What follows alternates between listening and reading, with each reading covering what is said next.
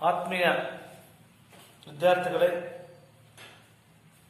ಇಂದಿನ ತರಗತಿಯಲ್ಲಿ 8ನೇ ತರಗತಿ ಸಮಾಜ ವಿಜ್ಞಾನ ವಿಷಯದ ವ್ಯವಹಾರ ಅಧ್ಯಯನದಲ್ಲಿ ಬರತಕ್ಕಂಥ ವಾಣಿಜ್ಯ ಅಧ್ಯಯನದ ಘಟಕಗಳ ಬಗ್ಗೆ ಇವತ್ತು ಅಧ್ಯಯನ ಮಾಡೋಣ.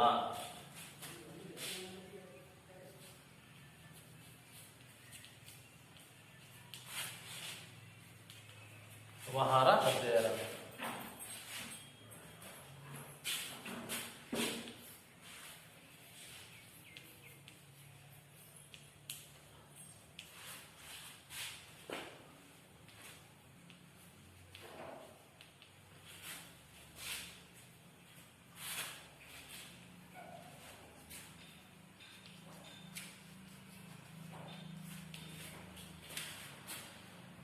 ಈ ಪ್ರಮುಖವಾಗಿ ಸಮಾಜ ವಿಜ್ಞಾನ ಭಾಗದಲ್ಲಿ ವ್ಯವಹಾರ ಅಧ್ಯಯನ ಕೆಲವು ವಿಷಯಗಳ ಬಗ್ಗೆ ನಾವು ತಿಳಿದುಕೊಳ್ಳಬೇಕಾಗಿದೆ.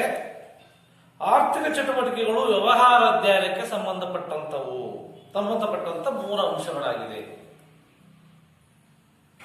ವ್ಯವಹಾರ ಅಂತಕ್ಕಂಥ ಪದ ಸದಾ ಚಟುವಟಿಕೆಯಿಂದ ಕೂಡಿರ್ತಕ್ಕಂಥದ್ದು, ಬಿಸಿ ಅಂತ ಹೇಳ್ತೀವಿ. ಸದಾ ಚಟುವಟಿಕೆಯಿಂದ ಕೂಡತಕ್ಕಂಥ ಪ್ರತಿಯೊಬ್ಬ ಮನುಷ್ಯನಿಗೂ ಆಹಾರ ಬೇಕು, ಉಡುಗು ಬೇಕು, ಮತ್ತೆ ವಸತಿ ಅತ್ಯವಶ್ಯಕವಾಗಿ ಬೇಕಾಗುತ್ತೆ ಪ್ರತಿಯೊಬ್ಬ ಮನುಷ್ಯನಿಗೂ. ಹಾಗಾಗಿ ನಮಗೆ ಇವುಗಳ ಜೊತೆಗೆ ಪ್ರತಿನಿತ್ಯ ಗೃಹ ಉಪಯೋಗಿ ವಸ್ತುಗಳು ಬೇಕಾಗುತ್ತೆ. ಇವುಗಳನ್ನು ನಾವು ವ್ಯಾಪಾರಿಗಳಿಂದ ಪಡಿತೀವಿ. ನಾವು ಈ ವ್ಯಾಪಾರಿಗಳಾಗಿರ್ತಕ್ಕಂಥ ಚಿಲ್ಲರೆ ವ್ಯಾಪಾರಿಗಳಿರ್ಬೋದು, ಅಥವಾ ಸರಕು ವ್ಯಾಪಾರಿಗಳಿರ್ಬೋದು, ಅಥವಾ ಉತ್ಪಾದಕರಿಂದ ಪಡೆಯುತ್ತಾರೆ ಅಲ್ವಾ. ಚಿಲ್ಲರೆ ವ್ಯಾಪಾರಿಗಳು, ಆಮೇಲೆ ಸರಕು ವ್ಯಾಪಾರಿಗಳು, ಉತ್ಪಾದಕರಿಂದ ನಾವು ಪಡೆಯುತ್ತೀವಿ.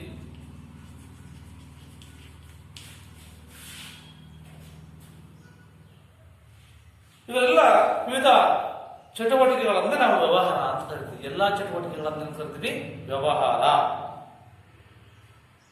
ವ್ಯಾಪಾರಿಗಳಾದ ನಾವು ಚಿಲ್ಲರೆ ವ್ಯಾಪಾರಿಗಳು ಮತ್ತು ಸರಕು ವ್ಯಾಪಾರಿಗಳಿಂದ ಅಥವಾ ಉತ್ಪಾದಕರಿಂದ ಪಡಿತೀವಿ. ಇವರೆಲ್ಲರ ವಿವಿಧ ಚಟುವಟಿಕೆಗಳನ್ನ ಏನಂತ ಕರಿತೀವಿ ನಾವು ವ್ಯವಹಾರ ಅಂತ ಕರಿತೀವಿ. ಇವರೆಲ್ಲರನ್ನ ವ್ಯಾಪಾರಸ್ಥರು, ಎಲ್ಲರನ್ನ ಕರಿತೀವಿ ವ್ಯಾಪಾರಸ್ಥರು ಅಂತ ಕರಿತೀವಿ. ವ್ಯವಹಾರ ಒಂದು ಆರ್ಥಿಕ ಚಟುವಟಿಕೆಯಾಗಿದ್ದು ವಸ್ತುಗಳ ಉತ್ಪಾದನೆ ಮತ್ತು ವಿತರಣೆ ನಿರಂತರವಾಗಿ ನಡೀತಾ ಇರುತ್ತೆ. ನಡೆಯುತ್ತಾ ಮಾನವನ ಬಯಕೆಗಳನ್ನ ಪೂರೈಸುತ್ತೆ. ನಮಗೇನಿದೆ ಮೊದಲೇ ಮಾನವನಿಗೆ ಅಪರಿಮಿತವಾಗಿರ್ತಕ್ಕಂಥ ಬಯಕೆಗಳಿವೆ, ಆದರೆ ಈ ಸೀಮಿತವಾಗಿರ್ತಕ್ಕಂಥ ಸಂಪನ್ಮೂಲ ಇದೆ, ಅದರಲ್ಲಿ ನಾವು ಮೂಲಕ ನಮ್ಮ ತೃಪ್ತಿ ಪಡಿಸಿಕೊಳ್ಳಬೇಕಾಗಿದೆ. ಅದರಲ್ಲಿ ಆರ್ಥಿಕ ಚಟುವಟಿಕೆಗಳು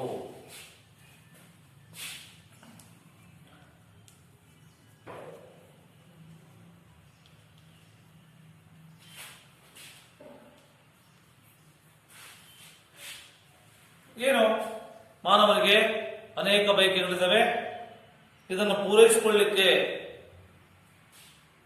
ಪೂರೈಸಿಕೊಳ್ಳಲು ಅನೇಕ ವಸ್ತುಗಳ ಮತ್ತು ಸೇವೆಗಳ ಅವಶ್ಯಕತೆ ಇದೆ.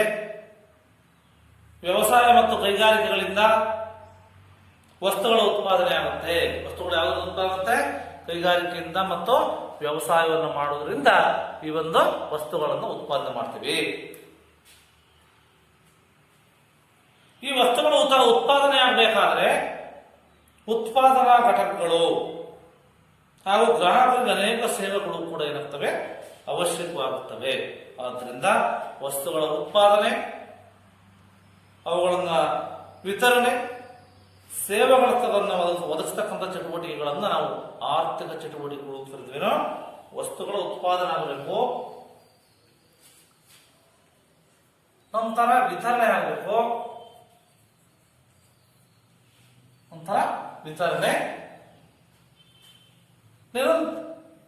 ಮತ್ತು ಸೇವೆಗಳನ್ನು ಒದಗಿಸ್ತಕ್ಕಂಥದ್ದು ಮತ್ತು ಸೇವೆಯನ್ನ ಒದಗಿಸ್ತಕ್ಕಂಥದ್ದನ್ನೇ ನಾವು ಆರ್ಥಿಕ ಚಟುವಟಿಕೆಗಳು ಅಂತೇಳಿ ಕರಿತೀವಿ. ಆರ್ಥಿಕ ಚಟುವಟಿಕೆಗಳ ವಿಧಗಳ ಯಾವ್ಯಾವ ಅಂದರೆ ಆರ್ಥಿಕ ಚಟುವಟಿಕೆಗಳ ವಿಧಗಳು. ಆರ್ಥಿಕ ಚಟುವಟಿಕೆಗಳನ್ನು ನಾವು 3 ವಿಧವಾಗಿ ವಿಂಗಡಿಸ್ತೀವಿ: ವ್ಯವಹಾರ, ವೃತ್ತಿ ಮತ್ತೆ ಉದ್ಯೋಗ ಅಂತ. ವ್ಯವಹಾರ, ವೃತ್ತಿ ಮತ್ತು ಉದ್ಯೋಗ.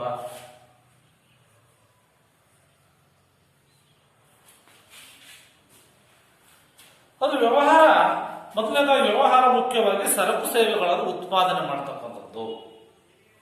ಸರಕು ಸೇವೆಗಳನ್ನ ಏನ್ ಮಾಡುತ್ತೆ? ಉತ್ಪಾದನೆ ಮಾಡುತ್ತೆ. ಅವುಗಳನ್ನ ಗ್ರಾಹಕರಿಗೆ ಒದಗಿಸ್ತಕ್ಕಂಥ ಚಟುವಟಿಕೆ. ವಸ್ತುಗಳನ್ನ ಉತ್ಪಾದನೆ ಮಾಡಿ ಅವುಗಳನ್ನ ಏನ್ ಮಾಡೋದು? ಗ್ರಾಹಕರಿಗೆ ಒದಗಿಸ್ತಕ್ಕಂಥ ಚಟುವಟಿಕೆಯನ್ನು ನಾವು ವ್ಯವಹಾರ ಅಂತ ಕರಿತೀವಿ. ನಂತರ ಉದಾಹರಣೆ ಅಂಗಡಿಗಳು. ಉದಾಹರಣೆ ಏನು? ಅಂಗಡಿಗಳು ಆ ಕೆಲಸವನ್ನು ಮಾಡ್ತವೆ. ವ್ಯವಹಾರ ಉದಾಹರಣೆ ಅಂಗಡಿಗಳು, ವಿದ್ಯಾರ್ಥಿಗಳೇ. ನಂತರ ವೃತ್ತಿ ಮುಖ್ಯವಾಗಿ ವಿಶಿಷ್ಟವಾದ ತಾಂತ್ರಿಕ ಪರಿಣಿತ ಸೇವೆಗಳನ್ನ ಸಲ್ಲಿಸತಕ್ಕಂಥ ಚಟುವಟಿಕೆ. ವಿಶೇಷವಾಗಿರ್ತಕ್ಕಂಥ ಮತ್ತು ತಾಂತ್ರಿಕ ಪರಿಣಿತಿ ಹೊಂದಿರತಕ್ಕಂಥ ಒಂದು ಚಟುವಟಿಕೆಯಾಗಿರುತ್ತೆ ಇದು. ಅದರಲ್ಲಿ ಈ ಒಂದು ವೈದ್ಯರು ಬರ್ತಾರೆ. ಯಾರು? ವೈದ್ಯರು, ಲೆಕ್ಕ ಪರಿಶೋಧಕರು,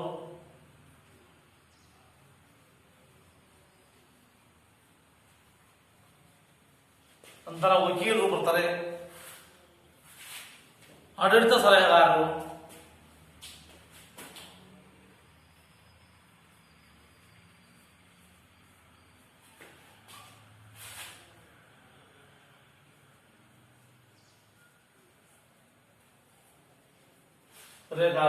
ಇಲ್ಲಿ ಈ ಒಂದು ವೃತ್ತಿಯಲ್ಲಿ ಬರ್ತಕ್ಕಂಥ ಪರಿಣಿತಿ ಹೊಂದಿರಬೇಕು.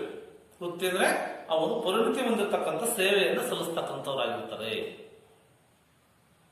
ನೆಕ್ಸ್ಟ್ 3ನೇದಾಗಿ ಆರ್ಥಿಕ ಚಟುವಟಿಕೆಗಳಲ್ಲಿ ಉದ್ಯೋಗ. ಉದ್ಯೋಗ ಅಥವಾ ಸೇವೆಗಳು ವೇತನ ಅಥವಾ ಕೂಲಿಯ ಪ್ರತಿಫಲಕ್ಕಾಗಿ ಕೊಡ್ತಕ್ಕಂಥದ್ದು. ಏನ್ ಕೊಡ್ತೀವಿ? ವೇತನ ಕೊಡ್ತೀವಿ ಅಥವಾ ಕೂಲಿ ಕೊಡ್ತೀವಿ.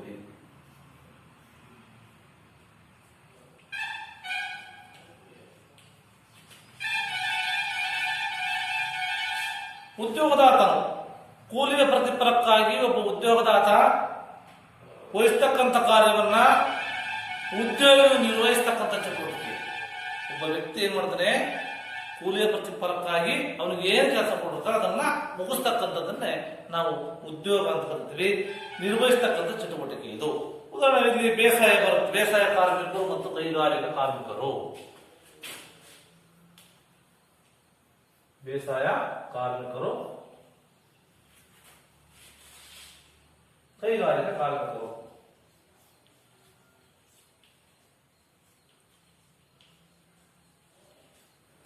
ಈ ರೀತಿಯಾಗಿ ಆರ್ಥಿಕ ಚಟುವಟಿಕೆಗಳ ಒಂದು 3 ವಿಧಗಳ ಬಗ್ಗೆ ವಿದ್ಯಾರ್ಥಿಗಳು ತಿಳಿದುಕೊಂಡಿದ್ದೀರಿ.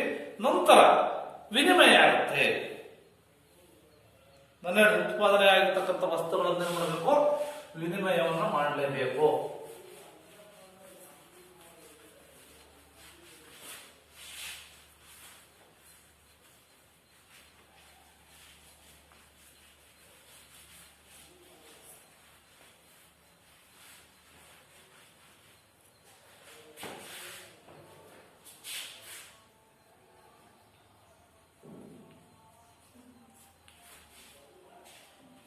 ವಸ್ತುಗಳು ಮತ್ತು ಸೇವೆಗಳು ಗ್ರಾಹಕರಿಗೆ ವಿತರಣೆಯಾಗುವುದಕ್ಕೆ ನಾವು ವಿನಿಮಯ ಅಂತ ಕರಿತೀವಿ.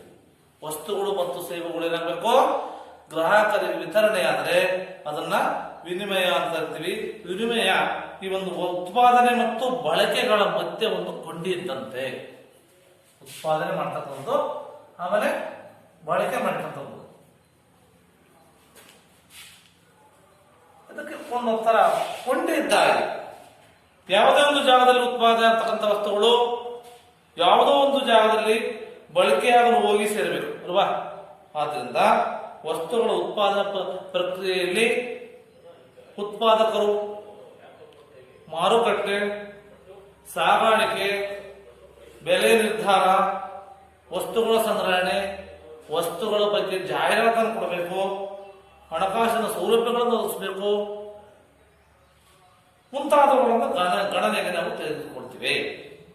ಈ ಎಲ್ಲ ಅಂಶಗಳು ಈ ಒಂದು ವಸ್ತುಗಳ ವಿನಿಮಯ ಚಟುವಟಿಕೆಯಲ್ಲಿ ತೊಡಗಿರ್ತಕ್ಕಂಥದ್ದನ್ನು ನಾವು ಕಾಣ್ತೀವಿ. ಈಗ ವಸ್ತುಗಳ ವಿನಿಮಯ ಸುಲಭವಾಗಿದೆ. ಇವೆಲ್ಲ ಇದ್ದಾಗ, ಮಾರುಕಟ್ಟೆ ಸಾಗಾಣಿಕೆ ಸೌಲಭ್ಯ ಇದ್ದಾಗ, ಬೆಲೆ ನಿರ್ಧಾರ ಇದ್ದಾಗ, ವಸ್ತುಗಳ ಸಂಗ್ರಹಣೆ ಆದರೆ, ವಸ್ತುಗಳ ಬಗ್ಗೆ ಜಾಹೀರಾತು ಸಿಕ್ಕರೆ, ಹಣಕಾಸಿನ ಸೌಲಭ್ಯಗಳು ಸಿಕ್ಕಿದ್ರೆ ಏನಾಗುತ್ತೆ? ವಿನಿಮಯ ಸುಲಭವಾಗುತ್ತೆ. ಆದ್ದರಿಂದ ಈ ಒಂದು ಯಾವುದೇ ವಸ್ತುವನ್ನು ಬೇಕಾದರೂ ಸಹ ಹಣಕ್ಕೆ ವಿನಿಮಯ ಮಾಡಿಕೊಳ್ಳಬಹುದು. ಯಾವುದೇ ಒಂದು ವಸ್ತುವನ್ನ ಹಣಕ್ಕೆ ವಿನಿಮಯ ಮಾಡಿಕೊಳ್ಳಬಹುದು.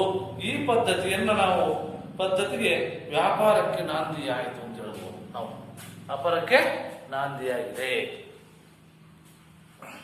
ಅಂತ. ವ್ಯವಹಾರದ ವಿಕಸನ ಮತ್ತು ಬೆಳವಣಿಗೆ. ವ್ಯವಹಾರದ ವಿಕಸನ ಮತ್ತು ಬೆಳವಣಿಗೆ.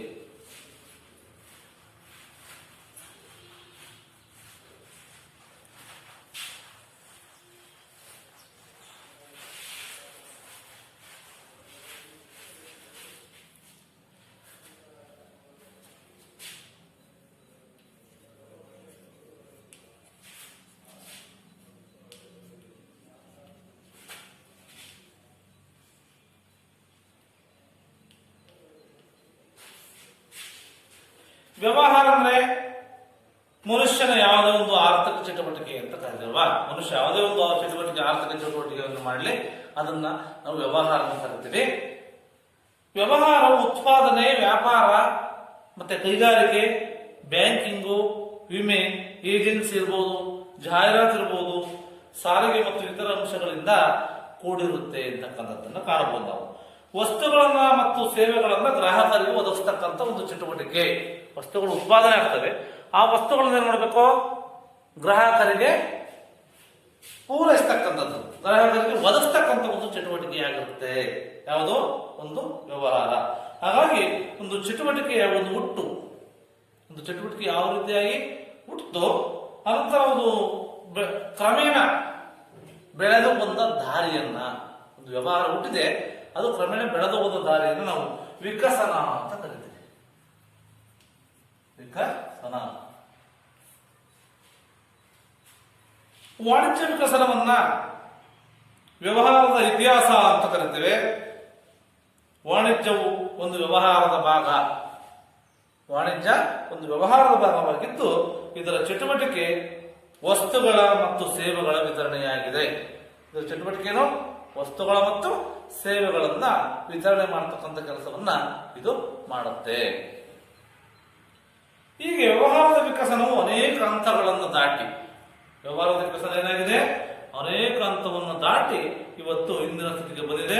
ಈ ಹಂತಗಳಲ್ಲಿ ಮುಖ್ಯವಾಗಿರ್ತಕ್ಕಂಥ ಹಂತಗಳು ಅಂತಂದ್ರೆ, ಮೊದಲನೇದಾಗಿ ಈ ಒಂದು ಬೇಟೆಗಾರಿಕೆ ಮತ್ತು ಮೀನು ಹಿಡಿಯುವ ಹಂತ.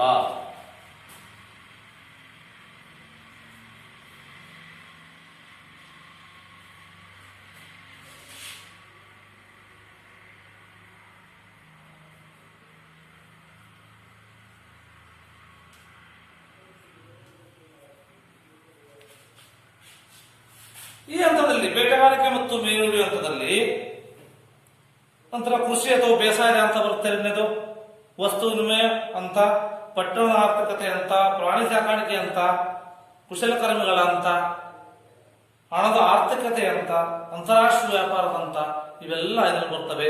ಅದರಲ್ಲಿ ಪ್ರಮುಖವಾಗಿ ಈ ಒಂದು ಮೊದಲನೇ ಹಂತವಾಗಿರ್ತಕ್ಕಂಥ ಈ ಒಂದು ಬೇಟೆಗಾರಿಕೆ ಅಥವಾ ಮೀನು ಹಿಡಿತಕ್ಕಂಥ ಹಂತ. ಇದನ್ನು ಆರ್ಥಿಕ ಚಟುವಟಿಕೆಯ ಮೊದಲನೇ ಹಂತ ಅಂತ ಕರಿತೀವಿ. ಆರ್ಥಿಕ ಚಟುವಟಿಕೆಯ ಮೊದಲನೇ ಹಂತ ಯಾವುದು? ಇದು. ಯಾವ ರೀತಿ? ಈ ಅವಧಿಯಲ್ಲಿ ಮಾನವ ಅಲಮಾರಿಯಾಗಿದ್ದ, ಅಲಮಾರಿಯಾಗಿದ್ದ, ಒಂದು ನಿರ್ದಿಷ್ಟ ಸ್ಥಳದಲ್ಲಿ ನೆಲೆಸಿರ್ಲಿಲ್ಲ. ಅವನು ಒಂದು ಜಾಗದಿಂದ ಮತ್ತೊಂದು ಜಾಗಕ್ಕೆ ಏನ್ ಮಾಡ್ತಾ ಇದ್ದ? ಸ್ಥಳಾಂತರ ಆಗ್ತಾ ಇದ್ದ. ಪ್ರಾಣಿಗಳನ್ನ ಬೇಟೆಯಾಡ್ತಾ ಇದ್ದ, ನದಿ ಕೊಳಗಳಲ್ಲಿ ಮೀನನ್ನ ಹಿಡಿತಾ ಇದ್ದ, ಗೆಡ್ಡೆ, ಗೆಣಸು, ಹಣ್ಣು ಮತ್ತು ಕಾಯಿಗಳನ್ನ ಇವನು ಆರಿಸ್ತಾ ಇದ್ದ ಈ ಹಂತದಲ್ಲಿ. ನಂತರ ಪ್ರಾಣಿಗಳ ಮಾಂಸ, ಗೆಡ್ಡೆ ಗೆಣಸುಗಳು, ಮೀನು ಅವರ ಆಹಾರವಾಗಿತ್ತು ಅಂತ ಹೇಳ್ತಾರೆ. ಮತ್ತು ಚಳಿ ಮತ್ತು ಗಾಳಿ ಮಳೆಗಳಿಂದ ತಮ್ಮನ್ನ ರಕ್ಷಿಸಿಕೊಳ್ಳಿಕ್ಕೆ ಅವನು ಏನ್ ಮಾಡ್ತಾ ಇದ್ದಪ್ಪ ಅಂದ್ರೆ ಪ್ರಾಣಿಗಳ ಚರ್ಮವನ್ನ ಉಪಯೋಗಿಸ್ತಾ ಇದ್ದ ಅಂತ. ಪ್ರಾಣಿಗಳ ಚರ್ಮವನ್ನ ಉಪಯೋಗಿಸ್ತಾ ಇದ್ದ. ಹಾಗಾಗಿ ಈ ಒಂದು ಗುಹೆಗಳಲ್ಲಿ ಮತ್ತು ಮರದ ಪಟರಗಳಲ್ಲಿ ವಾಸ ಮಾಡ್ತಾ ಇದ್ದ. ಗುಹೆಗಳಲ್ಲಿ ಮರದ ಪಟರಗಳಲ್ಲಿ ವಾಸ ಮಾಡ್ತಾ ಇದ್ದ. ಈ ಹಂತದಲ್ಲಿ ಯಾವುದೇ ಆರ್ಥಿಕ ಚಟುವಟಿಕೆಗಳು ಕಂಡು ಬರಲಿಲ್ಲ. ಆದ್ರಿಂದ ಪ್ರಾಣಿ ಸಾಕಾಣಿಕೆ ಅಂತ ಎರಡನೇ ಹಂತಬಹುದು. ನಾವು ಎಷ್ಟು ಹಂತಬಹುದು? ಎರಡನೇ ಹಂತ.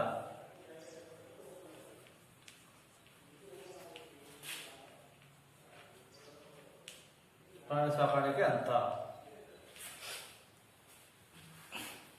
ಈ ಹಂತದಲ್ಲಿ ಮಾನವರು ಪ್ರಾಣಿಗಳನ್ನು ಸಾಕೋದನ್ನು ಕಲಿತರು.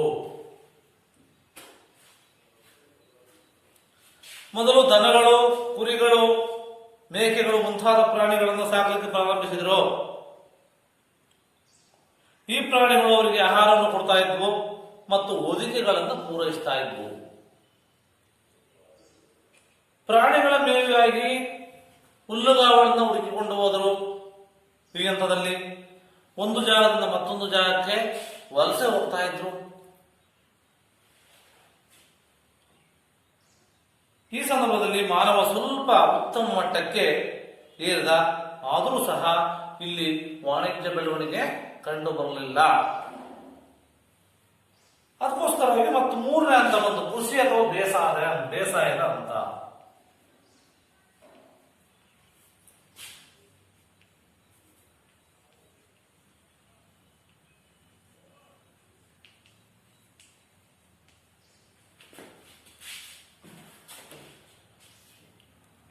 ಪ್ರಾಣಿ ಸಾಕಾಣಿಕೆ ಹಂತದ ನಂತರ ಹಲವು ವರ್ಷಗಳ ನಂತರ ಮಾನವ ಕೆಲವು ಬೆಳೆಗಳನ್ನು ಬೆಳೆಯಲಿಕ್ಕೆ ಕಲಿತ. ಒಂದು ನಿರ್ದಿಷ್ಟ ಜಾಗದಲ್ಲಿ ವಾಸ ಮಾಡಲಿಕ್ಕೆ ಮೊದಲು ಅವನು ಪ್ರಯತ್ನ ಮಾಡ್ದ. ಗುಂಪುಗಳಲ್ಲಿ ವಾಸ ಮಾಡಲಿಕ್ಕೆ ಪ್ರಾರಂಭ ಮಾಡ್ದ. ಅನಂತರ ವಾಣಿಜ್ಯ ಚಟುವಟಿಕೆಗಳು ಪ್ರಾರಂಭವಾದವು. ಮತ್ತೆ ಗ್ರಾಮಗಳು ಮತ್ತು ಸಮುದಾಯಗಳು ಉಟ್ಕೊಂಡಿದೆ. ಏನಾಯ್ತು? ಗ್ರಾಮಗಳು ಮತ್ತು ಸಮುದಾಯಗಳು ಈ ಒಂದು ಹಂತದಲ್ಲಿ ಉಟ್ಕೊಂಡ್ವು.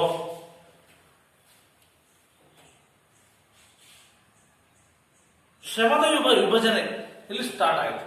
ಈ ಹಂತದಲ್ಲಿ ಏನಾಯ್ತು? ಶ್ರಮ ವಿಭಜನೆ.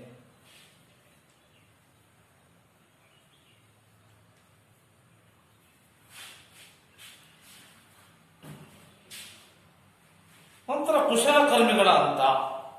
ನಾಲ್ಕನೇ ಹಂತ ಯಾವುದು? ಕುಶಲಕರ್ಮಿಗಳ ಹಂತ.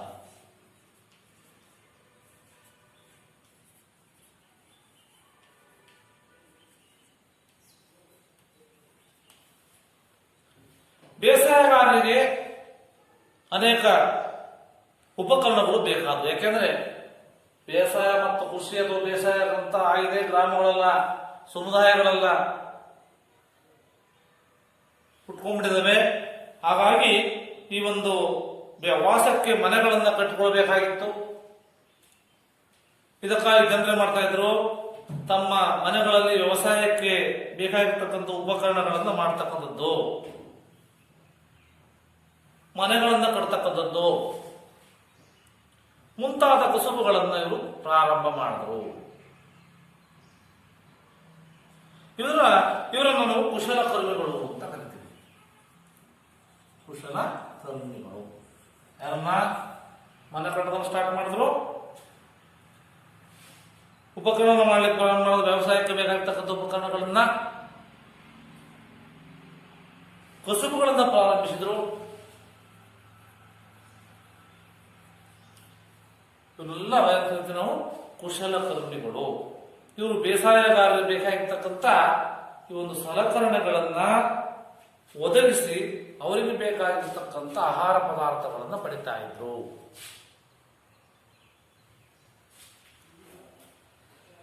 ವಸ್ತು ವಿನಿಮಯ ಪದ್ಧತಿ ರೂಢಿ ಬಂದ್ಬಿಡ್ತವಲ್ಲ. ಯಾವ ವಿನಿಮಯ ಪದ್ಧತಿ? ವಸ್ತು ವಿನಿಮಯ ಪದ್ಧತಿ.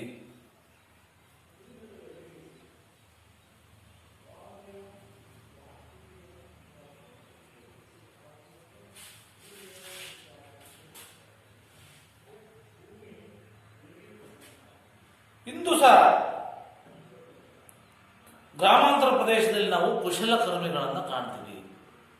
ಗ್ರಾಮಾಂತರ ಪ್ರದೇಶದಲ್ಲಿ ಕುಶಲಕರ್ಮಿಗಳನ್ನು ಕಾಣ್ತೀವಿ. ಈ ಕಾಲಕ್ರಮದಲ್ಲಿ ಕುಶಲಕರ್ಮಿಗಳು ತಮ್ಮ ಪ್ರಗತಿಗಾಗಿ ತಮ್ಮದೇ ಆಗಿರ್ತಕ್ಕಂಥ ವೃತ್ತಿ ಸಂಘಗಳನ್ನ ಸ್ಥಾಪಿಸಿಬಿಟ್ರು. ಏನು ಸಂಘಗಳು? ವೃತ್ತಿ ಸಂಘಗಳು.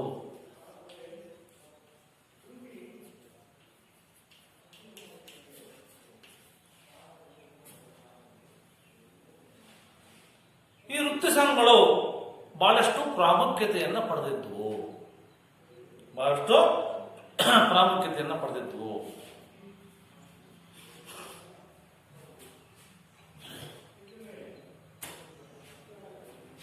ನಂತರ ಏನ್ ಬಂತಪ್ಪ ಅಂದ್ರೆ ಕುಶಲಕರ್ಮಿಗಳ ಹಂತದ ನಂತರ ಈ ಒಂದು ವಸ್ತು ವಿನಿಮಯ ಪದ್ಧತಿ ಅಂತ.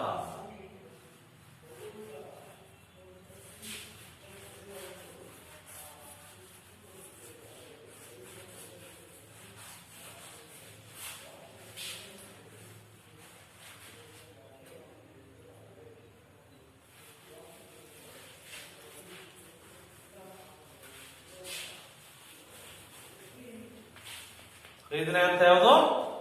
ವಸ್ತು ವಿನಿಮಯ ಪದ್ಧತಿ ಅಂತ.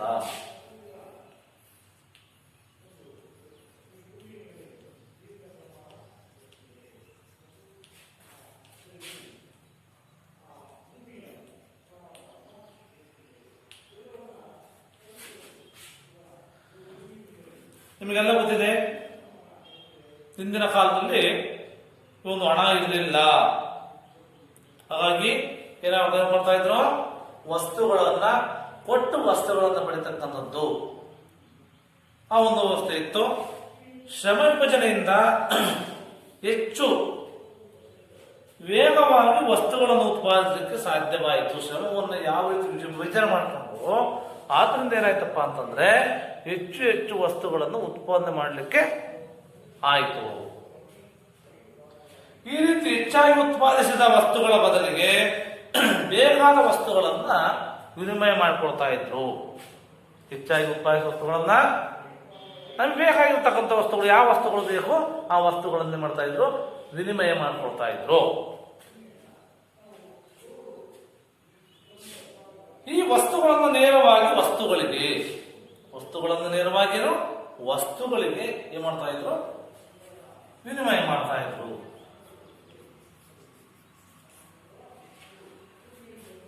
ಈ ಒಂದು ಪದ್ಧತಿಗೆ ನಾವೇನಪ್ಪ ಅಂದ್ರೆ ವಸ್ತು ವಿನಿಮಯ ಪದ್ಧತಿ ಅಂತೇಳಿ ನಾವು ಕರಿತೀವಿ. ಈ ಹಂತದಲ್ಲಿ ಏನಪ್ಪಾ ಅಂತಂದ್ರೆ ವಸ್ತು ವಿನಿಮಯ ಪದ್ಧತಿ ಹಂತದಲ್ಲಿ ಅನೇಕ ಸಮಸ್ಯೆಗಳಿದ್ವು. ಏನ್ ಸಮಸ್ಯೆಗಳಾದ್ರೆ ಪ್ರಮುಖವಾಗಿ ಬಯಕೆಯ ಮರುಹೊಂದಾಣಿಕೆಯ ಕೊರತೆ ಸಮಸ್ಯೆಗಳು ಇದ್ವು.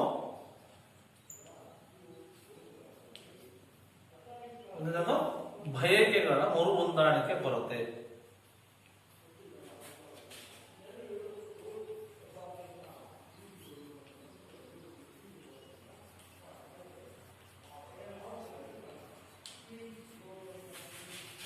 ಏನು ಬಯಕೆಗಳ ಹೊಂದಾಣಿಕೆ ಕೊರತೆ ಇತ್ತು? ಉದಾಹರಣೆ, ಒಬ್ಬ ರೈತರಲ್ಲಿ ಭತ್ತ ಹೆಚ್ಚಾಗಿದೆ. ಭತ್ತ ಹೆಚ್ಚಾಗಿದೆ. ಅವನಿಗೆ ಗೋಧಿ ಬೇಕಾದಲ್ಲಿ ಅವನಿಗೆ ಬೇಕಾದ ಗೋಧಿ ಬೇಕು. ಗೋಧಿ ಇರುವವರೇ ಮಾಡ್ತಾನೆ, ಭತ್ತವನ್ನು ಗೋಧಿ ವಿನಿಮಯ ಮಾಡಿಕೊಂಡ್ರೆ ಇದನ್ನು ಬಯಕೆಗಳ ಸರಿಯುವಂತೆ ಆಗುತ್ತೆ. ಇಷ್ಟು ಗೋಧಿ ಕೊಡ್ತೀನಿ ನಾನು, ಇಷ್ಟು ಭತ್ತ ಕೊಡಪ್ಪ ಅಂತೇಳಿ ಅದರಲ್ಲಿ ಏನ್ ಮಾಡಬಹುದು ನಾವು? ಅದು ಮರು ಹೊಂದಾಣಿಕೆ ಮಾಡಲಿಕ್ಕೆ ಸಾಧ್ಯ ಆಗುತ್ತೆ. ಆದರೆ ಅನೇಕ ವೇಳೆ ಒಂದು ಪದಾರ್ಥಕ್ಕೆ ಬದಲಾಗಿ ಇನ್ನೊಂದು ಪದಾರ್ಥವನ್ನು ಪಡೆಯಲಿಕ್ಕೆ ಬಯಕೆಗಳಲ್ಲಿ ಇವರೊಂದು ಸರಿಯುವಂತಾಗಲಿಲ್ಲ. ಹೆಂಗ್ ಸರಿಯುವಂತಾಗಲಿಲ್ಲ? ಭತ್ತ ಬೇಕಾಗಿರ್ತಕ್ಕಂಥ ರೈತನಿಗೆ ಗೋಧಿ ಬೇಕಾಗಿದೆ, ಗೋಧಿ ಬೇಕಾಗಿದೆ. ಗೋಧಿ ಉಳ್ಳ ರೈತನಿಗೆ ಜೋಳ ಬೇಕು. ಏನೋ ಗೋಧಿ ಇದ್ದನಿಗೆ ಏನ್ ಬೇಕು? ಜೋಳ ಬೇಕು. ಬೇಕಾದಲ್ಲಿ ಭತ್ತಕ್ಕೆ ಬದಲಾಗಿ ಗೋಧಿ ಸಿಗ್ತಾ ಇರಲಿಲ್ಲ. ಭತ್ತಕ್ಕೆ ಬದಲಾಗಿ ಅದು ಗೋಧಿ ಸಿಗ್ತಾ ಇರಲಿಲ್ಲ. ಆ ಒಂದು ಸಮಸ್ಯೆ ಈ ಒಂದು ವಸ್ತು ವಿನಿಮಯ ಪದ್ಧತಿಯಲ್ಲಿ ಆಯಿತು.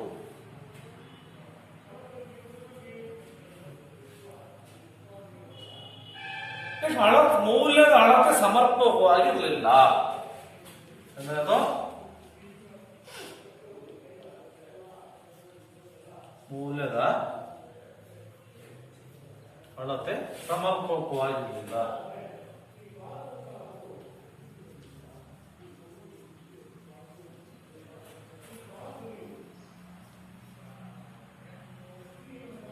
ಯಾವ ರೀತಿ ಇರಲಿಲ್ಲ ಅಂದರೆ ಮೌಲ್ಯದ ಅಳತೆ ಒಂದು ಮಾಪನ ಭತ್ತಕ್ಕೆ ಎಷ್ಟು ಮಾಪನ ಗೋಧಿ ಕೊಡಬೇಕು ಅಂತ, ಒಂದು ಮಾಪನ ಭತ್ತ ಇದೆ, ಅದು ನಾನು ಎಷ್ಟು ಗೋಧಿ ಕೊಡಬೇಕು, ಅದು ಒಂದು ಹಸುವಿಗೆ ಎಷ್ಟು ಕುರಿ ಕೊಡಬೇಕು ಎಂಬ ಕಿಮ್ಮತ್ತನ್ನ ನಿಗದಿಪಡಿಸಲಿಕ್ಕೆ ಸಾಧ್ಯ ಆಗ್ತಾ ಇರಲಿಲ್ಲ. ಒಂದು ಹಸು ಇದೆ, ಹಸು ದೊಡ್ಡದು, ಕುರಿಗಳು ಚಿಕ್ಕವು, ಹಾಗಾಗಿ ಒಂದು ಹಸುವಿಗೆ ನಾವೆಷ್ಟು ಕುರಿಗಳನ್ನು ಕೊಡಬೇಕು, ಇದು ಸಮಸ್ಯೆ ಅಲ್ವಾ? ಸಮಸ್ಯೆ ಹೌದು ಅಲ್ವಾ? ಹೌದು. ಆ ಒಂದು ಸಮಸ್ಯೆ ಇತ್ತು. ನಂತರ ವಸ್ತುಗಳನ್ನು ವಿಭಜಿಸುವ ಕೊರತೆ ಇತ್ತು. ಸಮಸ್ಯೆ ವಸ್ತುಗಳನ್ನು ವಿಭಜಿಸಲು.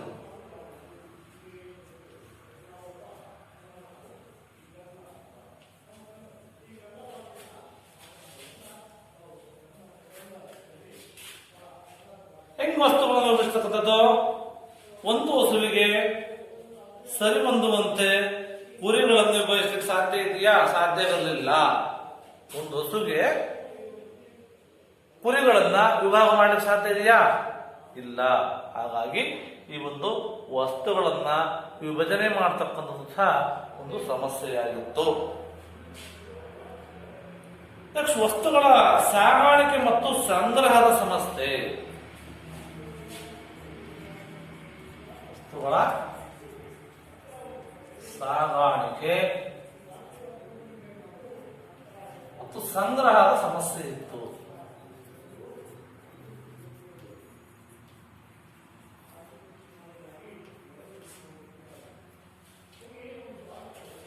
ಒಂದು ಪ್ರದೇಶದಿಂದ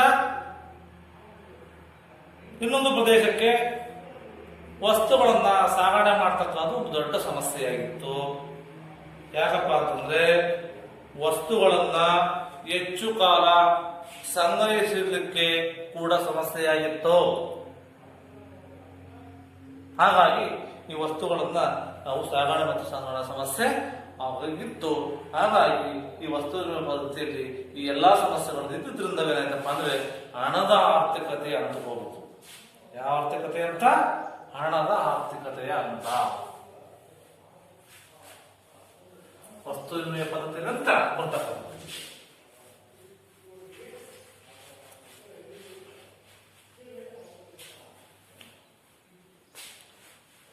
6ನೇ ಹಂತ.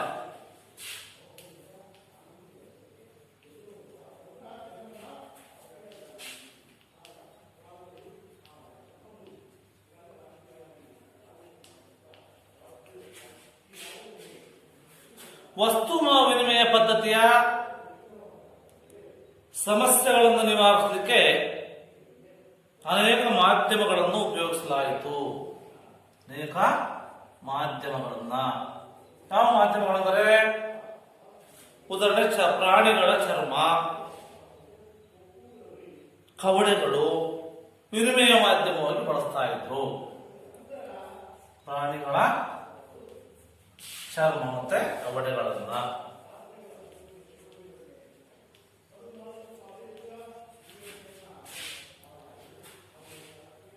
ವಿನಿಮಯ ಮಾಧ್ಯಮವಾಗಿ ಬಳಸ್ತಾ ಇದ್ರು. ನಂತರ ಲೋಹಗಳು ಹುಡುಕಿ ಬಂದವು. ಪ್ರಾಣಿಗಳ ಚರ್ಮ ಕವಡೆ ನಂತರ ಬಂದು ಲೋಹಗಳು ಬಂದವು.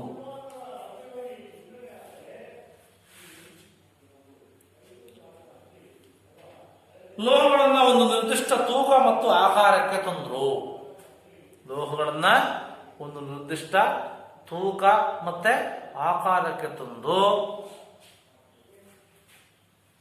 ಅವುಗಳನ್ನ ಮಾಧ್ಯಮವಾಗಿ ಉಪಯೋಗಿಸ್ತಾ ಇದ್ರು. ಕ್ರಮೇಣ ತಾಮ್ರ, ಬೆಳ್ಳಿ, ಚಿನ್ನ ಬಂತು. ತಾಮ್ರ ಬಂತು, ಬೆಳ್ಳಿ ಬಂತು, ಆಮೇಲೆ ಚಿನ್ನ ಬಂತು.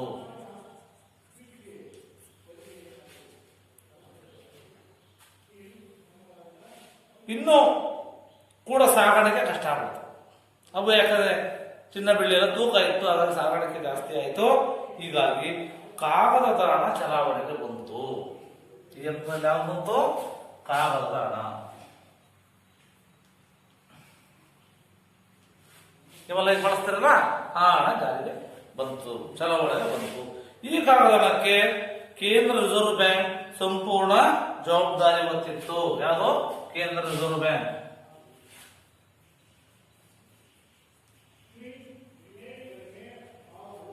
ಇದು ಸಂಪೂರ್ಣ ಜವಾಬ್ದಾರಿಯನ್ನ ಈ ಒಂದು ಕೇಂದ್ರ ರಿಸರ್ವ್ ಬ್ಯಾಂಕ್ ಹೊತ್ತಿದ್ದು.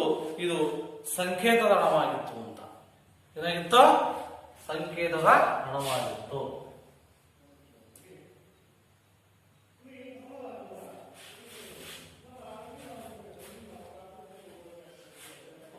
ಚೆಕ್ಗಳು, ಡ್ರಾಫ್ಟ್ಗಳು, ವಾಗ್ದಾನ ಪತ್ರಗಳು, ಕ್ರೆಡಿಟ್ ಕಾರ್ಡ್ಗಳು ಮತ್ತು ಡೆಬಿಟ್ ಕಾರ್ಡ್ಗಳು ಮತ್ತು ಬ್ಯಾಂಕ್ ಹಣ ಚಾಲ್ತಿಯಲ್ಲಿತ್ತು. ಯಾವುದು? ಚೆಕ್ಕು, ಆಮೇಲೆ ಡ್ರಾಫ್ಟು, ಆಮೇಲೆ ಏನು ಡೆಬಿಟ್ ಕಾರ್ಡು ಮತ್ತು ಬ್ಯಾಂಕ್ ಹಣ ಮುಖ್ಯವಾಗಿ ಈ ಹಂತದಲ್ಲಿ ಏನಿತ್ತು? ಬ್ಯಾಂಕ್ ಹಣ ಇಲ್ಲಿ ಜಾರಿಯಲ್ಲಿ ಇತ್ತು, ಚಾಲ್ತಿಯಲ್ಲಿತ್ತು ಹೇಳಬಹುದು. ಇದಾದ ನಂತರ ಹಣದ ಆರ್ಥಿಕ ವ್ಯವಸ್ಥೆ ಅಂತ ನಂತರ ಪಟ್ಟಣದ ಆರ್ಥಿಕತೆಯ ಹಂತ.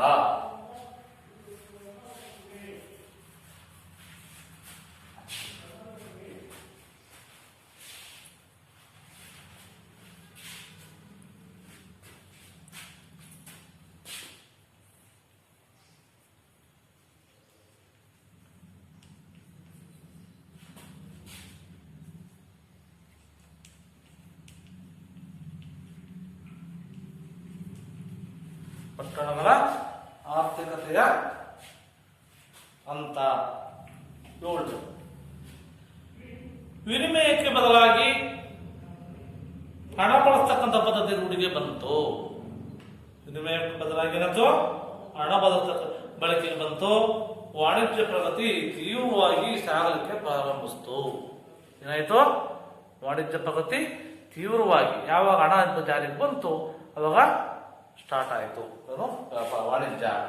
ಜನರು ಹೆಚ್ಚು ಹೆಚ್ಚು ವಸ್ತುಗಳನ್ನು ಉತ್ಪಾದಿಸಲು ಪ್ರಾರಂಭಿಸಿದ್ರು. ಇವರೆಲ್ಲರೂ ಒಟ್ಟಾಗಿ ವಸ್ತುಗಳನ್ನ ವಿನಿಮಯಕ್ಕಾಗಿ ಒಂದೆಡೆ ಸೇರ್ತಾ ಇದ್ರು. ಇವು ಸ್ಥಳೀಯ ಮಾರುಕಟ್ಟೆಗಳಾಗಬೇಕು. ಜನರು ಸೇರಿದ ವಸ್ತುಗಳನ್ನ ಉತ್ಪಾದನೆ ಮಾಡಿ ಇವೇನಾಯಿತು? ಸ್ಥಳೀಯ ಮಾರುಕಟ್ಟೆಗಳು ಸ್ಟಾರ್ಟ್ ಆಗಿದೆ. ಕ್ರಮೇಣ ಈ ಮಾರುಕಟ್ಟೆಗಳು ಪಟ್ಟಣಗಳಾಗಿ ಪರಿವರ್ತನೆಗೊಂಡವು. ಏನಾಗಿ? ಪಟ್ಟಣಗಳಾಗಿ ಪರಿವರ್ತನೆಗೊಂಡು ಹಾಗೂ ಉತ್ಪಾದನಾ ವಸ್ತುಗಳನ್ನ ಪೂರೈಸತಕ್ಕಂಥ ಕೇಂದ್ರಗಳಾದವು. ಉತ್ಪಾದನೆ ಮಾಡತಕ್ಕಂಥ ವಸ್ತುಗಳನ್ನ ಪೂರೈಸತಕ್ಕಂಥ ಕೇಂದ್ರಗಳಾದವು. ವ್ಯಾಪಾರಗಾರರು ಅಸ್ತಿತ್ವಕ್ಕೆ ಬಂದರು. ಇವರು ಕರ್ಮಿಗಳನ್ನ ಒಂದೆಡೆ ಬರಮಾಡಿಕೊಂಡು ಏನ್ ಮಾಡಪ್ಪ ಅಂದ್ರೆ ಈ ಕಚ್ಚಾ ಪದಾರ್ಥಗಳನ್ನ ಸಂಗ್ರಹಿಸ್ತಾ ಇದ್ರು. ಈ ಹಂತದಲ್ಲಿ ವಾಣಿಜ್ಯ ಬಹುವಾಗಿ ಅಭಿವೃದ್ಧಿ ಬಂತು. ವಾಣಿಜ್ಯ ಏನಾಯ್ತು? ಬಹುವಾಗಿ ಅಭಿವೃದ್ಧಿ ಬಂತು. ಅಭಿವೃದ್ಧಿ ನಂತರ ಈ ಒಂದು ಮಾರುಕಟ್ಟೆ ಉದ್ದಗಲಕ್ಕೂ ಬೆಳೆದು ನಂತರದ ಹಂತ ಈ ಒಂದು 8ನೇ ಹಂತ ಅಂತಾರಾಷ್ಟ್ರೀಯ ವ್ಯಾಪಾರದ ಹಂತ. ಅಂತಾರಾಷ್ಟ್ರೀಯ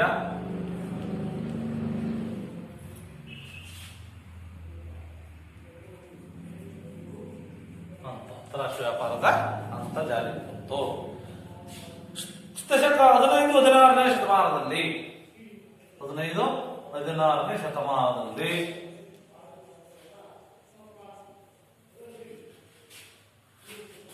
ಭೌಗೋಳಿಕ ಅನ್ವೇಷಣೆಗಳು ಪ್ರಾರಂಭವಾಗ್ತವೆ. ಕೊಲಂಬಸ್ ಅಮೆರಿಕವನ್ನು ಕಂಡಿಡಿದ.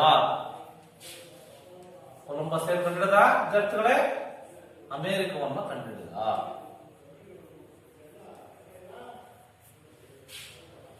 ವಾಸ್ಕೋ ಡಿ ಗಾಮ ಭಾರತಕ್ಕೆ ಹೊಸ ಜಲಮಾರ್ಗವನ್ನು ಕಂಡುಹಿಡಿದ. ವಾಸ್ಕೋ ಡಿ ಗಾಮ ಏನ್ ಮಾಡಿದ? ಜಲಮಾರ್ಗ.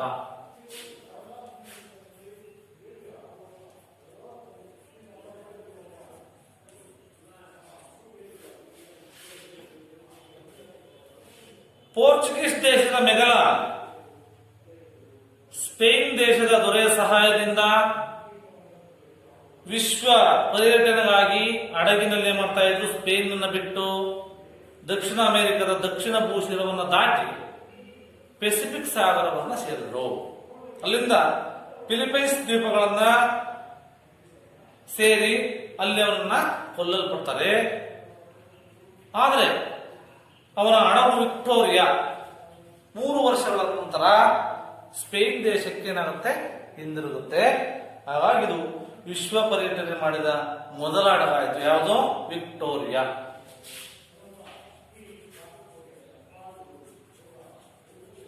ವಿಶ್ವವನ್ನ ಪರ್ಯಟನೆ ಮಾಡಿದ್ದಪ್ಪ ಅಂದ್ರೆ ಈ ಒಂದು ವಿಕ್ಟೋರಿಯಾ ಹಡಗು ಅಂತ ಹೇಳಬಹುದು.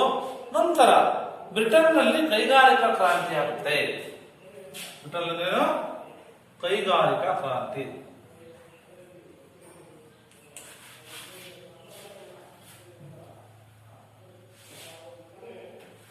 ಭೌಗೋಳಿಕ ಅನ್ವೇಷಣೆಗಳು ವಾಣಿಜ್ಯದ ಬೆಳವಣಿಗೆಗೆ ಬಹಳವಾಗಿ ಸಹಕಾರವನ್ನ ನೀಡಿದವು. ಯಾಕಪ್ಪ ಅಂತಂದ್ರೆ ಈ ಒಂದು ಉತ್ಪಾದನೆಯು ಬೃಹತ್ ಪ್ರಮಾಣದಲ್ಲಿ ಸ್ಥಳೀಯ ಬೇಡಿಕೆಗೆ ಮಾತ್ರವಲ್ಲದೆ ಇತರ ದೇಶಗಳ ಬೇಡಿಕೆಗಾಗಿಯೂ ಸಹ ಅದನ್ನು ಉತ್ಪಾದನೆ ಮಾಡಲಿಕ್ಕೆ ಅವರು ಪ್ರಾರಂಭಿಸಿ, ನಮಗೆ ಮಾತ್ರವಲ್ಲ ಇತರ ದೇಶದವರಿಗೆ ಮಾಡಬೇಕು ವಸ್ತುಗಳನ್ನು ರಫ್ತು ಮಾಡಲಿಕ್ಕೆ ಈ ಒಂದು ವ್ಯಾಪಾರ ಹಂತದಲ್ಲಿ, ಅಂತಾರಾಷ್ಟ್ರೀಯ ವ್ಯಾಪಾರ ಹಂತದಲ್ಲಿ ಸ್ಟಾರ್ಟ್ ಆಯಿತು. ಗುಣಮಟ್ಟದ ವಸ್ತುಗಳ ಯಂತ್ರಗಳ ಸಹಾಯದಿಂದ ಅಧಿಕ ಪ್ರಮಾಣದಲ್ಲಿ ಉತ್ಪಾದನೆ ಆಗಲಿಕ್ಕೆ ಪ್ರಾರಂಭವಾಗಿ ಅಂತಾರಾಷ್ಟ್ರೀಯ ಮಾರುಕಟ್ಟೆ ಪ್ರಾರಂಭವಾಯಿತು. ಇಂಟರ್ನ್ಯಾಷನಲ್ ಮಾರ್ಕೆಟ್ ಏನಪ್ಪಾ ಅಂತಂದ್ರೆ ಈ ಹಂತದಲ್ಲಿ ಏನಾಯಿತು? ಸ್ಟಾರ್ಟ್ ಆಯಿತು. ಸಾರಿಗೆ ಸಂಪರ್ಕ ಸಾಧನಗಳಲ್ಲಿ ಉಂಟಾದಂತಹ ತೀವ್ರ ಬದಲಾವಣೆಯಿಂದಾಗಿ ಮಾರುಕಟ್ಟೆಗಳು ಏನಪ್ಪಾ ಅಂದ್ರೆ ವಿಕಸನಗೊಂಡು, ವಿಕಸನ ಅಂದ್ರೆ ಹೇಳಿದೆ ಬೆಳವಣಿಗೆ ಆಗ್ತಕ್ಕಂಥದ್ದು, ಹೆಚ್ಚು ಹೆಚ್ಚು ಬೆಳವಣಿಗೆ ಆಗ್ತಕ್ಕಂಥದ್ದು ಈ ಹಂತದಲ್ಲಿ ನಾವು ಕಂಡು. ವಸ್ತುಗಳ ಉತ್ಪಾದನೆ ಕೇವಲ ಒಂದು ದೇಶಕ್ಕೆ ಸೀಮಿತವಾಗದೆ ವಿಶ್ವದ ಮಾರುಕಟ್ಟೆಗೂ ಸ್ಥಾಪಿಸ್ತು ಅಂತ. ನಮ್ಮ ದೇಶಕ್ಕೆ ಮಾತ್ರ ಅಲ್ಲ ವಸ್ತುಗಳು ಏನ್ ಮಾಡಬೇಕು? ವಿಶ್ವದ ಮಾರುಕಟ್ಟೆಗೂ ಸಹ ಸಿಗ್ತಕ್ಕಂಥದ್ದು ಆಗಬೇಕು ಅಂತ ಉದ್ದೇಶ ಈ ಒಂದು ಅಂತಾರಾಷ್ಟ್ರೀಯ ವ್ಯಾಪಾರ ಹಂತದಲ್ಲಿ ನಾವು ಕಂಡ್ವು. ನಂತರ ಆರ್ಥಿಕ ಬೆಳವಣಿಗೆಯಲ್ಲಿ ವ್ಯಾಪಾರ ಮತ್ತು ವಾಣಿಜ್ಯದ ಪಾತ್ರ ಮತ್ತು ಪ್ರಾಮುಖ್ಯತೆ ಏನು?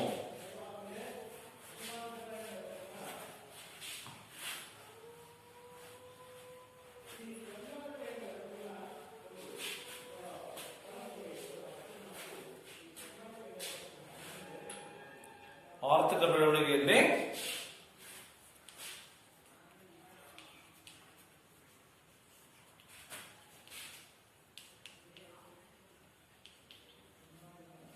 ವ್ಯಾಪಾರ ಮತ್ತು ವಾಣಿಜ್ಯದ ಪಾತ್ರ.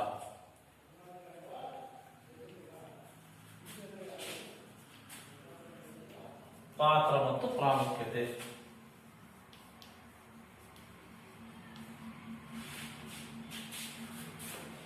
ವ್ಯಾಪಾರ ಅಂದ್ರೆ ನಿಮ್ಗೆಲ್ಲ ಗೊತ್ತಿದೆ ಏನು? ಸರಕುಗಳನ್ನ ಕೊಳ್ಳುವುದು ಮತ್ತು ಮಾರತಕ್ಕಂಥದ್ದು, ಅದನ್ನು ನಾವು ವ್ಯಾಪಾರ ಅಂತ ಕರಿತೀವಿ.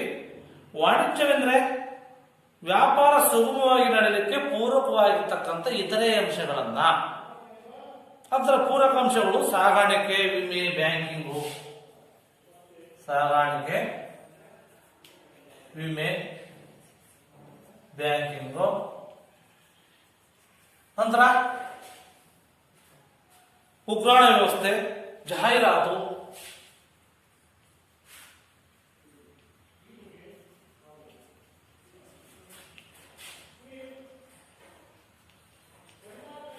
ಜಾಹೀರಾತು, ಇವೆಲ್ಲ ಪೂರಕ ಅಂಶಗಳು. ವಾಣಿಜ್ಯ ವ್ಯಾಪಾರ ಮತ್ತು ವಾಣಿಜ್ಯ ಬೆಳವಣಿಗೆ ಆಗುತ್ತೆ. ಇವುಗಳನ್ನು ನಾವು ವಾಣಿಜ್ಯ ಸೇವೆಗಳು ಅಂತ ಕರಿತೀವಿ. ಇವೇನು ಕರಿತೀವಿ? ವಾಣಿಜ್ಯ ಸೇವೆಗಳು.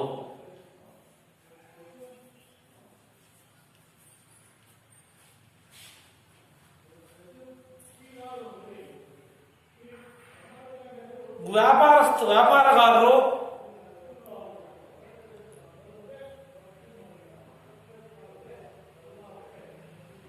ಗ್ರಾಹಕರ ಇಷ್ಟಗಳನ್ನ ಅರಿತು ಅನುದಿನವೂ ಅವರಿಗೆ ಬೇಕಾದ ಸರಕುಗಳನ್ನೇ ಮಾಡ್ತಾ ಇದ್ರು, ಸರಬರಾಜು ಮಾಡ್ತಾ ಇದ್ರು. ಹಾಗೆ ಇತರೆ ಅನೇಕ ಸೇವೆಗಳನ್ನು ಒದಗಿಸ್ತಾ ಇದ್ರು. ವ್ಯಾಪಾರ ಸುಗಮವಾಗಿ ಸಾಗರಕ್ಕೆ ಸಹಕರಿಸಿದಂತಹ ಸೇವೆಗಳಾಗಿರ್ತಕ್ಕಂಥ ಸಾಗಾಣಿಕೆಯ ಸರಕುಗಳನ್ನ ಉತ್ಪಾದನೆ ಕೇಂದ್ರಗಳಿಂದ ವ್ಯಾಪಾರಿಗಳಿಗೆ ಹೋಗ್ತಾ ಇದ್ವು. ಅವರ ಮೂಲಕ ಗ್ರಾಹಕರಿಗೆ ತಲುಪಲಿಕ್ಕೆ ಸಹಾಯ ಆಯಿತು. ಅದು ಉತ್ಪಾದಕರು ಮತ್ತು ವ್ಯಾಪಾರಿಗಳಿಗೆ ಬೇಕಾಗಿರ್ತಕ್ಕಂಥ ಹಣ ಸೌಲಭ್ಯವನ್ನು ಬ್ಯಾಂಕ್ಗಳು ಒದಗಿಸ್ತಾ ಇದ್ವು. ಸಾಗಾಟದ ಸಮಯದಲ್ಲಾಗದೆ ಅಥವಾ ಶೇಖರಣೆಯ ಸಮಯದಲ್ಲಾಗದೆ ಸರಕುಗಳು ನಾಶ ಹೊಂದಿದ್ರೆ ಅದರಿಂದ ಉಂಟಾಗ್ತಕ್ಕಂಥ ನಷ್ಟವನ್ನ ಈ ವಿಮಾ ಕಂಪನಿಗಳು ತುಂಬಿಕೊಡ್ತಾ ಇದ್ವು. ಇನ್ಸೂರೆನ್ಸ್ ಅಂತ ಹೇಳ್ತೀವಲ್ವಾ, ಅದನ್ನ ವಿಮಾ ಕಂಪನಿಗಳು ತುಂಬಿಕೊಡ್ತಾ ಇದ್ವು.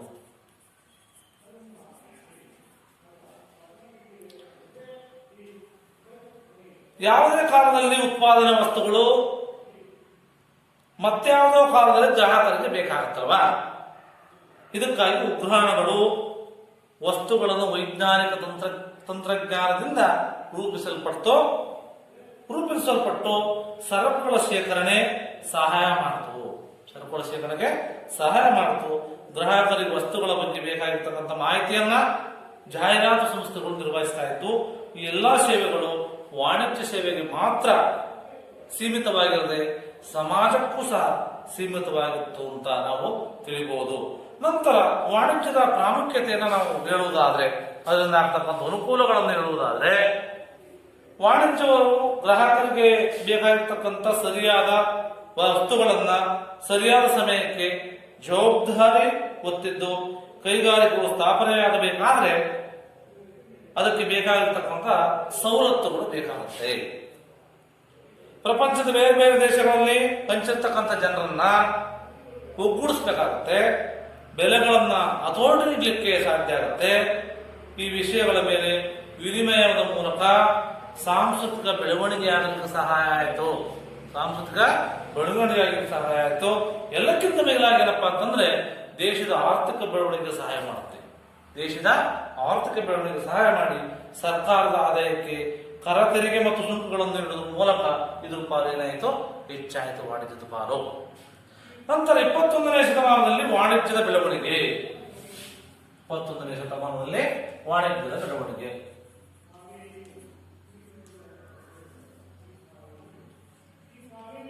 ಹೆಂಗಾತು?